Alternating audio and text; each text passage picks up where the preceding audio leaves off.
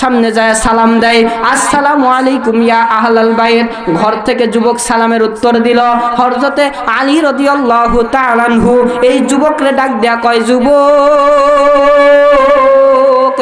এ যুবক, রাতের বেলা কেন কান্না করতেছো, গান কেন গাইতেছো, কি হয়েছে তাড়াতাড়ি আমাকে বলো।